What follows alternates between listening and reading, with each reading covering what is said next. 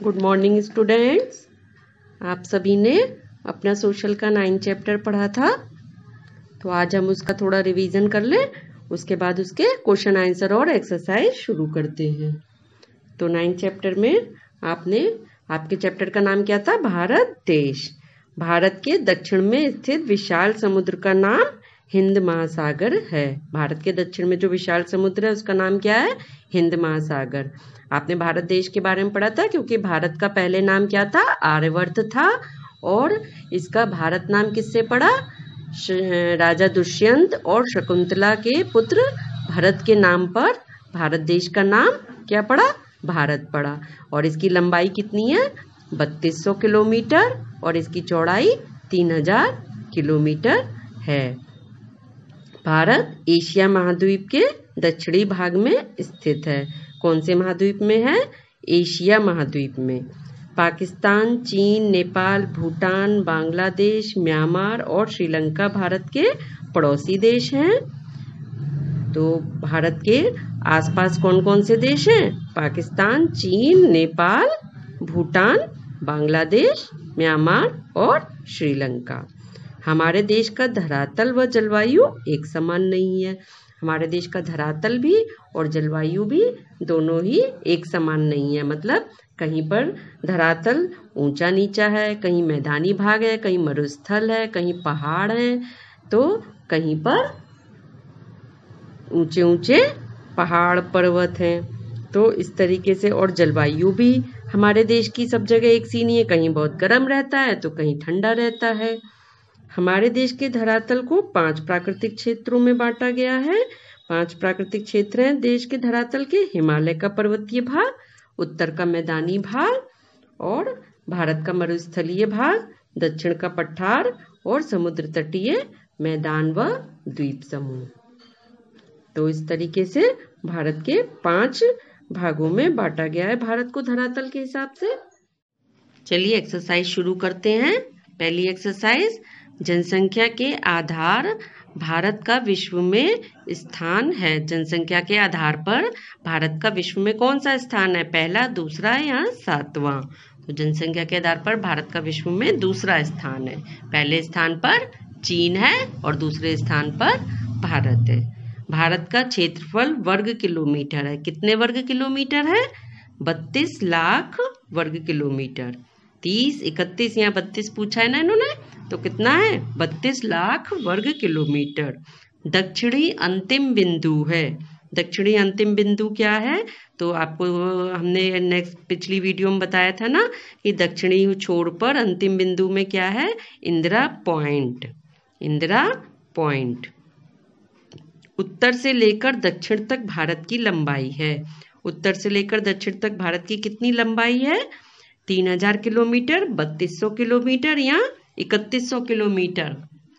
तो लंबाई कितनी है? 3200 किलोमीटर। 3000 किलोमीटर क्या है इसकी? चौड़ाई। और ये क्या है? लंबाई। तो ध्यान रहेगा आपको। चलिए नेक्स्ट एक्सरसाइज करते हैं। नेक्स्ट एक्सरसाइज में फिल इन दी ब्लैंक्स करने हैं आपको। जल का वह भाग जो भूमि से घिरा हो क्या कहलाता है? झील कहलाता है।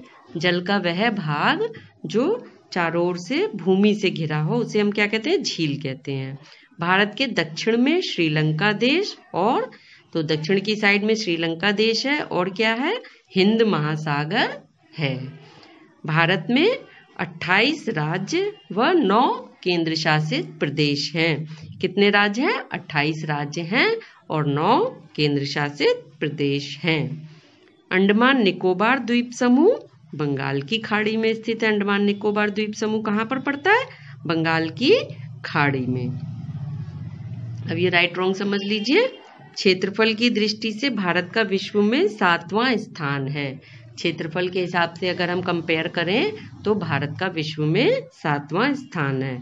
और क्षेत्रफल कितना है? 32 लाख वर्ग किलोमीटर। भारत ऑस्ट्रेलिया महाद्वीप में स्थित है। तो बताइए, क्या ये भारत ऑस्ट्रेलिया महाद्वीप में है? गलत। किस महाद्वीप में है? एशिया महाद्वीप में। तो इसलिए ये सेंटेंस गलत है। पहला सेंटेंस सही था क्योंकि विश्व में 7वां स्थान है। भारत के उत्तर में हिमालय पर्वत है। भारत के उत्तर में क्या हिमालय पर्वत है? राइट, ये भी सही है। भारत का धरातल व जलवायु एक समान है? भारत की धरातल और जलवायु क्या सब जगह एक सी रहती है? पूरे भारत में नहीं रहती है। ये आपको पता ही है कि भारत की धरातल भी जगह जगह पर अलग अलग है और जलवायु भी भारत की अलग अलग जगह पर अलग अलग प्रकार की होती है। चलिए अब क्वेश्चन आंसर शुरू करते हैं।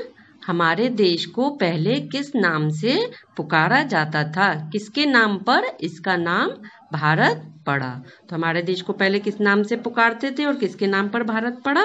हमारे देश को पहले आर्यवर्त नाम से पुकारा जाता था। किस नाम से? आर्यवर्त। हस्तिनापुर के राजा दुष्यंत और शकुंतला के पुत्र भरत के नाम पर हमारे देश का नाम भारत पड़ा। तो हस्तिनापुर के जो राजा थे दुष्यंत और उनकी वाइफ थी शकुंतला, उनके पुत्र भरत थे, उनके नाम पर हमारे देश का नाम भारत पड़ा। भारत के पड़ोसी देशों के नाम लिखिए। पड़ोसी देशों के नाम बताइए भारत के। तो ये तो आप क्वेश्चन, इसका आंसर आपको अपने आप लिखना है। इसको मैं कई बार बता चुकी ना चैप्टर की रीडिंग में। देखें आपने पढ़ाया नहीं पढ़ाया चैप्टर ध्यान से। इसका आंसर अपने आप लिखिएगा कि भारत के पड़ोसी देश कौन कौन से हैं। हमारे देश का धरातल कैसा है? हमारे देश का धरातल कैसा है?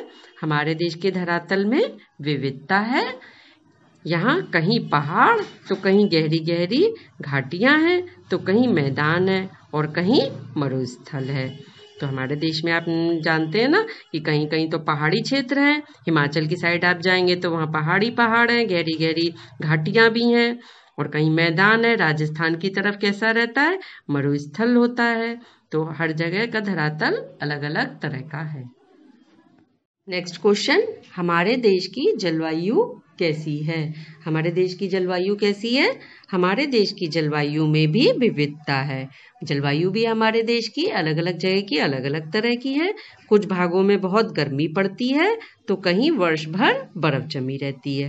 हिमाचल की तरफ पूरे साल बर्फ जमी रहती है। कहीं भारी वर्षा होती है तो कहीं नाम मात्र की वर्षा होती है। जैसे दक्षिण की साइड में है तो पूरे साल ही वर्षा होती रहती है, और कहीं पर सूखा रहता है, बहुत नाम मात्र की वर्षा होती है। तो इस तरीके से हमारे देश की जलवायु में विविधता है।